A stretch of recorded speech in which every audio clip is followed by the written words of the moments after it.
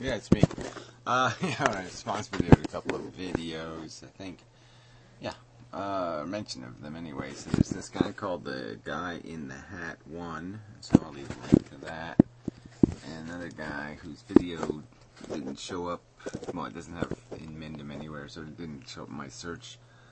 There's inmendham there. But anyway, the description, I mean, yeah, well, YouTube doesn't fairly index videos. That's just a fact. Anyway, junk in the comments. So I didn't see this except he sent me a PM. So at least I found it that way.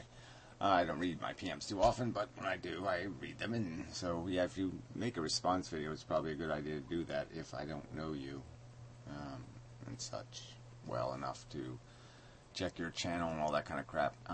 Just because I'm subscribed to you sometimes, that doesn't mean I'll see your videos, because I don't really do the subscription thing on YouTube. But anyway, it doesn't really matter. The point is, I'm just pointing to these two videos. So one was basically on the evolution thing and the death thing, and I don't think we fundamentally disagree on much. Just emphasis maybe. I'm still going to argue that the programming is in the cells, it is in the DNA. Death is sort of a necessity to the successful organisms. Basically have to kill off the old for the best interest of the new, and obviously they have to do it in some way where their progeny are likely the beneficiaries of that circumstance. But yeah, I think that's just sort of like part of the game, and it's been part of the game for a long time, and so I think a lot of organisms are just kind of stuck with it. Even if they wanted to change it, it takes too much evolution to change it, because the death is built into it so many different ways. We have programmed aging, and we have programmed disease, vulnerability, and all of that stuff. And so, you know, you can't just change one part of it to have much of a result. And so, yeah, it doesn't. We don't evolve out of it. So immortals aren't going to be something you're likely to see without us creating them. Evolution isn't going to create them. Obviously, it's counter to the function. The DNA is just so obsessed with the replicating thing that it can't see past it to say, oh, wait a minute, we got it good enough, now let's just make them immortal. It just can't switch those gears. So anyway, it's not a terribly important subject, but it's sort of interesting. Just, you know, it's part of our life experience, is this dying thing. And, you know, but it's all kind of relative. You know, some organisms live 45 days, and apparently that's enough. It'd be enough for me, I think. But whatever, anyway. So anyway, then this Guy in the Hat thing, I remember, I watched this video like a week ago, and whatever it was, I don't know, a few days ago, and week in internet days. I think he was semi-critical, but I just don't remember. Scottish guy or something, some sort of one of them over there kind of people. Decent enough response, all that kind of crap. I think it was like I should have some other agenda, should talk up the other fixing of, yes, it's natalism and socialism. You know, but yeah, I mean, I do plenty of videos talking about, yeah, let's fix what's broken, but again, this idea that investing in fixing is probably stupid. I mean, if I'm really going to make the decision of where we should put the money, it's like if we're going to try to do something about malaria, I would argue go for the cure, don't go for the treatment. The treatment's kind of expensive, so yeah, sacrifice the current victims for the long-term gain of curing the disease, that kind of thing. I'd say the dollar's better spent on the cure than it is on the Band-Aids. And I'd sort of make the argument here that the real money is in migrating people to a way of thinking and being, and to have socialism or a better economic system, or to have a more, or to even have some sort of resource economy or any of this other stuff, requires such a massive reprogramming of human beings that the simpler reprogramming is just to get them comfortable, as I am, with the idea of them not existing in the future. I mean, once they're comfortable with the idea of not existing in the future, you know, the human race, then you've solved all the problems, because there's nothing for us to do but make messes and clean them up badly. So yeah, it's easy. And So, but anyway, like I said, I just don't think this criticism is fair. I make plenty of videos about plenty of other subjects. I have all these other channels. You can find them on my channel page or whatever. Their videos are out there already. And I do make videos on this channel about other subjects. Not lately, but I do. I have. There's a ton of them. So it's not like I haven't talked about this shit. So I just don't really accept this kind of criticism.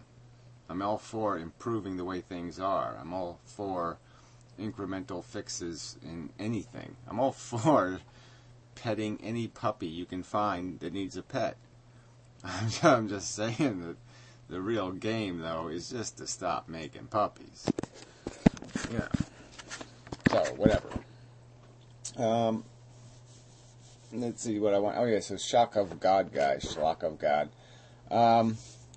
Made a video. It's semi-interesting. I mean, it just gets to get into this optimist-pessimist thing. Depressive, optimist, or depressive, or whatever the other word for the opposite of that would be.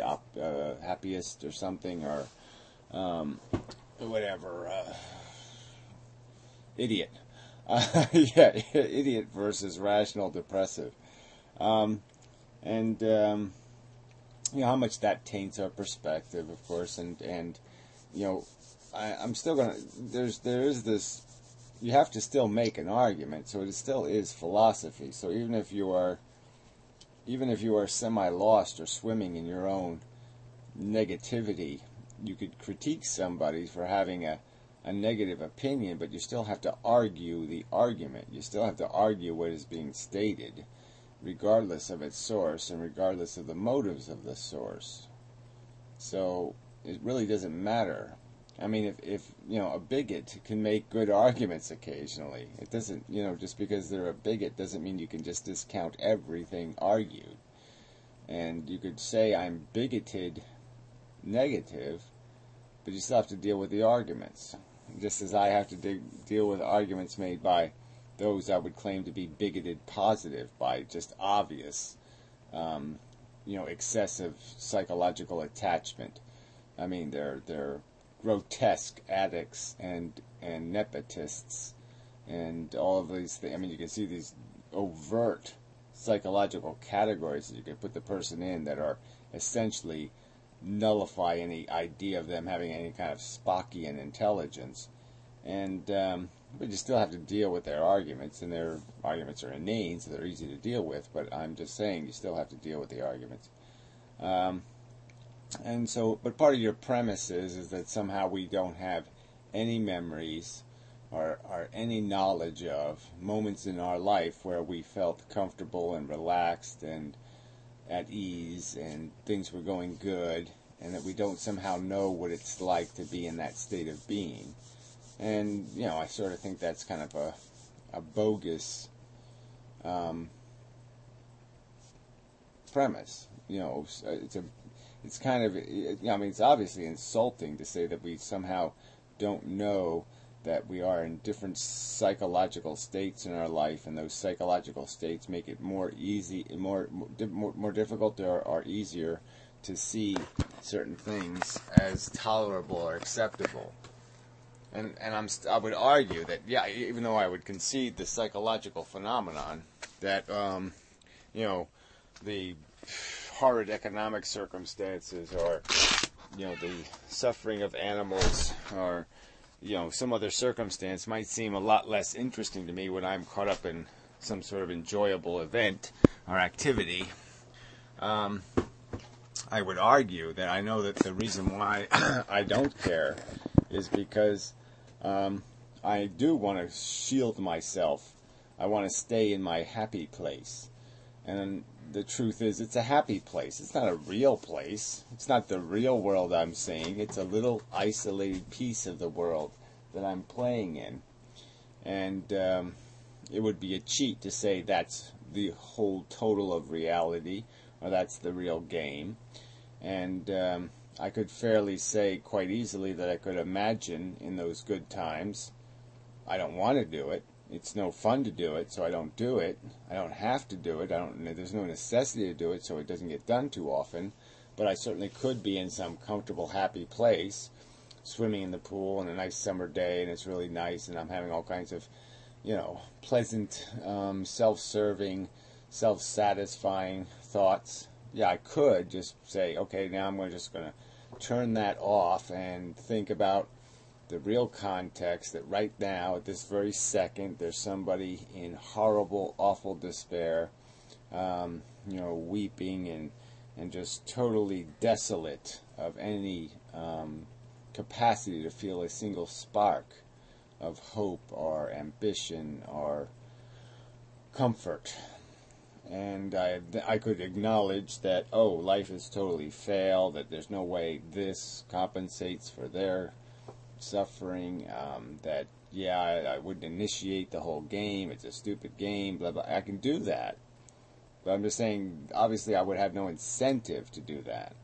I mean, you can be in a romantic circumstance, and for what purpose, what function, what use would it be to kill your boner, by, thinking about the context of your life or your future, or, I'm going to be dead in 20 years, and I'm going to die horribly probably, because, that's what everybody in my family likes to do, is die slow and miserably.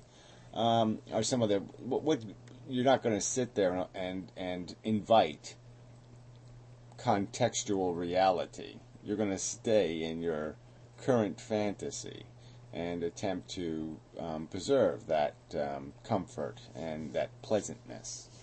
And obviously when you're in the negative circumstance, that's a little harder to do, in the sense that,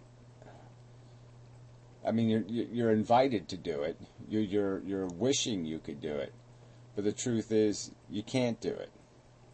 I mean, that's why it's hard to get out of the depressions, is because the lies aren't as effective. There's no personal, you have every incentive to get out of the negative state if all you had to do was have some happy thoughts. But the problem is the happy thoughts are all trivial and silly, and they don't have any realness to them. They are like our fairy tales. They end with happily ever after. They don't acknowledge the truth. All right? Fantasies that are pleasant don't acknowledge the truth. And fantasies that are unpleasant usually are acknowledging a much bigger contextual truth, even though they're probably still underestimating how bad it really is. So, deal with that truth. Deal with the fact that the ladder out of depression is usually going to be made out of a lot more lies than the ladder that you would use to temper or destroy, or accidentally or on purpose, any kind of positive bias you possess. So I think I could quite effectively, rationally argue that we can see the difference between the integrity of migration from one state to the other. The migration from the happy state to the negative state is personally no incentive, and factually almost every incentive. I mean, if you want to be honorable to the truth, you have to degrade your happiness. And the inverse is true from the negative perspective, looking at a way out. There's no, the personal incentive is to get out, okay? There's every incentive to grab hold of some, climb anything, but the truth is you can't make anything that's real. All you can make is lies. All you can climb out of the pits with is some sort of narrowly focused, unfinished, non-contextual bullshit. Some immediate, trivial nonsense is the only hope you have to get out of a pit of depression. So, yeah, I mean, I think it's this. I'm not going to say it's a decisive. It finishes this segment of an argument, or just annihilates any further conversation about subjective personal bias. But I'm just saying you can't really argue that there is a a double negative bias, that there's any bias on the for a person in the negative state of being to be hostile towards anything of real substance to get them out of there. And that the real problem with that place is that there isn't anything real to grab onto. There's just crap. And again, I would argue from the other side, from the optimist biased side, we can see the obvious editing, the obvious cheating of the truth to maintain the optimism bias. The only way you maintain it is to thoroughly cheat the truth, to thoroughly cleanse it of perspective. I mean, really, it's just that simple. I mean, the pain has, the images of the negative have real integrity, and the images of the positive are frickin' parades and cheering fans at the bullshit match. I mean, it's just, you have so little, you know, your sunsets and your little gooey crap has so little real integrity. You just, you know, you scratch it a little tiny bit and it all just washes right off. Because that's all it is. It's a whitewash. It's a pink wash of hope and wish. And it doesn't have anything to do with the truth. So, yeah, I think that's probably enough. We'll just keep this video short for a change. Shorter. Less tediously, monotonously long. Yeah, how about that? Anyway, till next time. I know there was some other shit to say something about, but the hell with it. Till next time.